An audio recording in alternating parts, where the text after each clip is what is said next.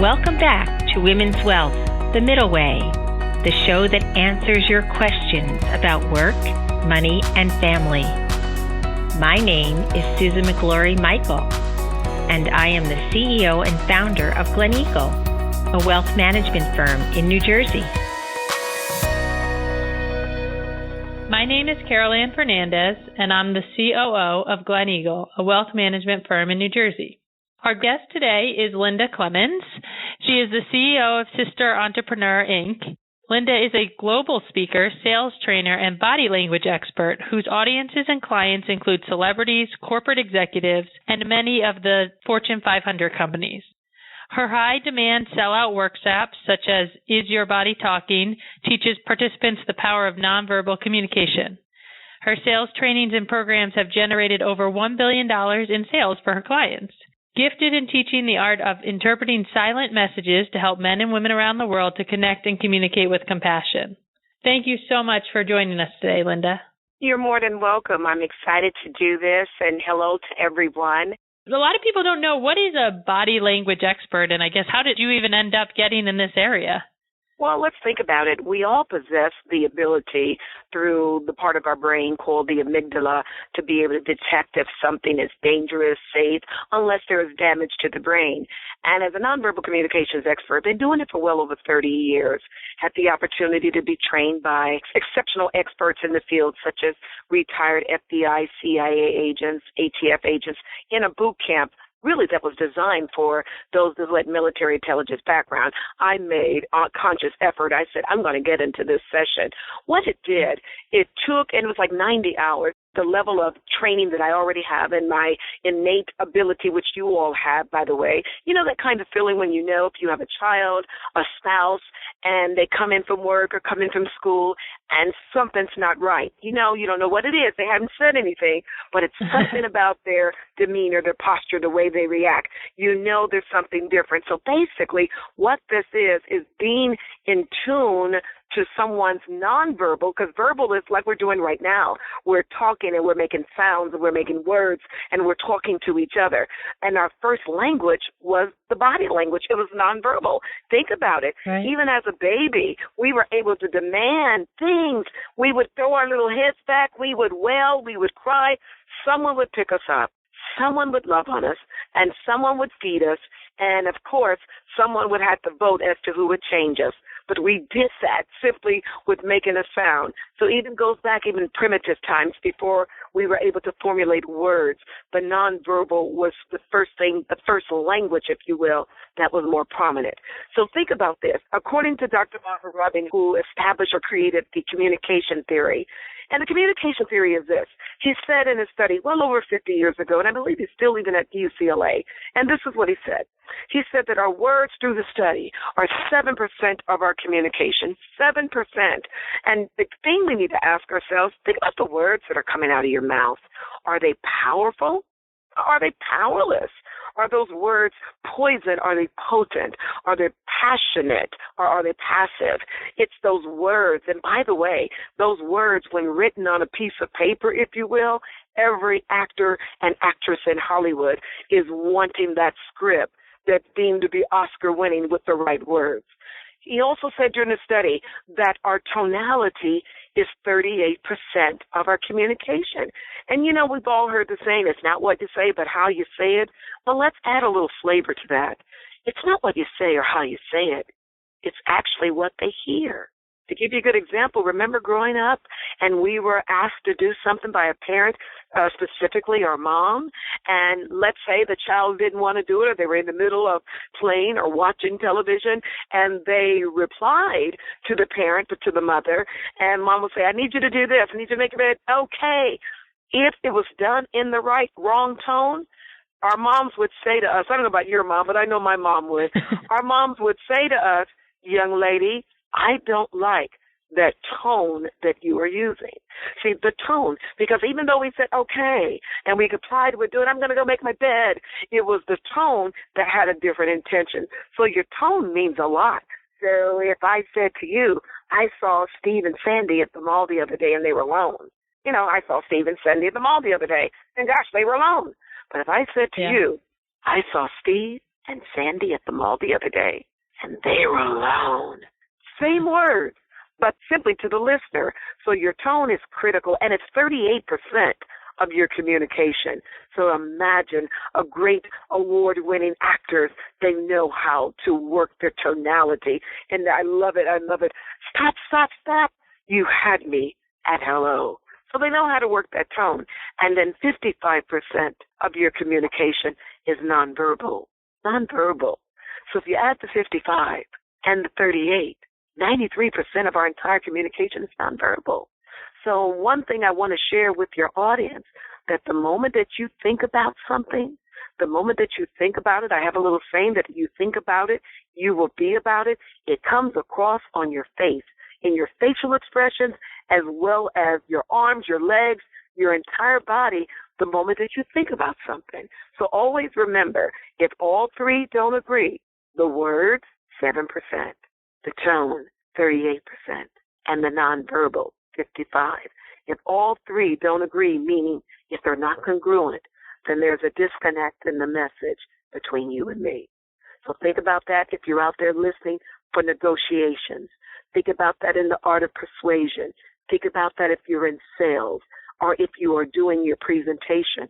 Just imagine this, you're doing a powerful presentation, and then you come to the end of the presentation and you're ready for the Q&A, and you say to the audience, okay, now it's time for Q&A. Ask me anything.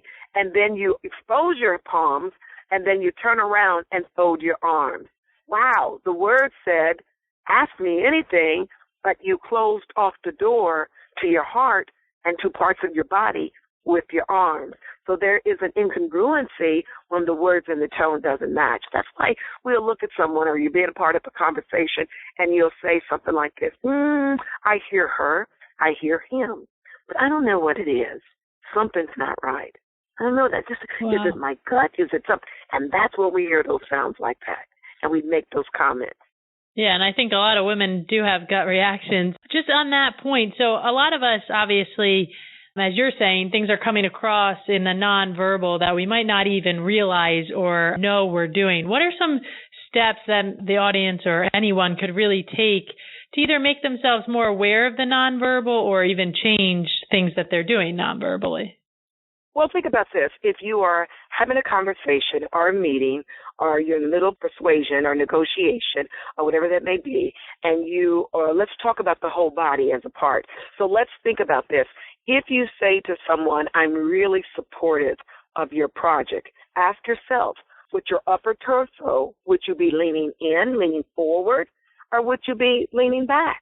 If you're really interested in helping me and wanting to support me, naturally you're leaning forward because you're coming into that person and you're saying, I'm pulling for you, I'm supporting you. But what happens if you're leaning in and the individual says, okay, what do you think? Do you think we can work this out, that we can become partners and do business together? Now remember, if you start off leaning in, then all of a sudden you think, and you lean back and say, well, maybe I think we could. Your body language already said, wow, something else is there. Something else is not right. You know, she says she wants to do it, but her body is taken aback. It doesn't. So be aware if the word and the tone is matching the nonverbal communication, what is being said. Number one, when we welcome people into a room, why is it that we welcome with the palms exposed as opposed to the backhand of our hand showing? It's not natural. So when you welcome, you want to make sure that your power zones, and when I say power zones, your throat area, the heart area, the belly button area, these are some of the power zones. You want to make sure that they're open if you are communicating openness. People in business obviously have to do sales, but even in your everyday life, I mean, all of us are selling. If it's not selling ourselves or selling to our family or our kids, in some way you're doing sales. And I know you're obviously an expert and put on a lot of different workshops to help salespeople with increasing their sales to their clients. Can you just talk a little bit of how body language and the sales skills kind of go together? Well, through my company, Sisterpreneur, one of the things that we do empowerment workshops, sales training workshops, body language workshops for both men and women. But let's talk about specifically, and to your question, in the area of sales. The easiest sales lesson in the world that I want to put out there is this. Know everything about your product, but you don't have to tell everything you know. Just know everything you tell. Know everything about your product, but even more importantly, know everything about your customer. Know everything about your customer. And in order to sell a product, in order to have a commitment and a conviction about a product, you have to be sold first. You have to believe in that product like it's nothing else in the world. And you have to associate your product's benefits to what's important to your customer or your client. So that between the two, you can connect it or link it together. So if the client is saying to you or the customer is saying to you that this particular thing is important to them for their business, you can take a benefit from your product or service, a feature or an area of your product or service, and link it into what's important to them. But the only way you're able to do that is if you really know your product and your service inside out. Because what happens when you know it and it's within you, it allows you to be able to do your presentation in conversational tone so that they flow like the river, so that you're engaged with your customer and they are part of the process. They're not being sold, they're selling themselves. They are partners in the success of their future as well as yours. Wow, Linda, I could listen to you forever, and I'm sure you could help me as well as a lot of our listeners a lot. Unfortunately, we're starting to get out of time, so I just want to ask you one last question. What advice would you give to someone who's not versed in body language cues? What's one piece of advice you'd want to leave with our audience? I'll give you a little, if you can remember the word tap, just think of tap dancing or tapping on the table. Just remember the word tap. And so I'm going to break it down as an acronym, T-A-P as in Paul. When you are truthful, so the T represents being truthful. When you are truthful, guess what happens? A, your authentic self will show up. If you are truthful and being your authentic self, here's what takes place. It will show up in the proof in your nonverbal communication because you're relaxed, you are who you are, and it is consistent. Truthful, authentic, it shows up in the proof. And that's all you have to do. Be honest with yourself. Be who you are, because a tactic known now, here's the deal. If you're trying to be something that you're not, to be able to manipulate, I want to use the word manipulate, to be able to manipulate, if you will, a part of the presentation, a tactic known is a tactic blown. So be your truthful, authentic self, and my brothers and my sisters, and for those that are listening, it will show up in the proof. Wow. Well, I know I will be writing tap on my desk and looking at it every day.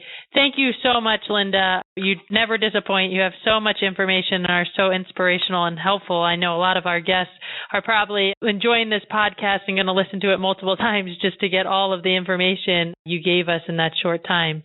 So we really appreciate you joining us today. Thank you so much.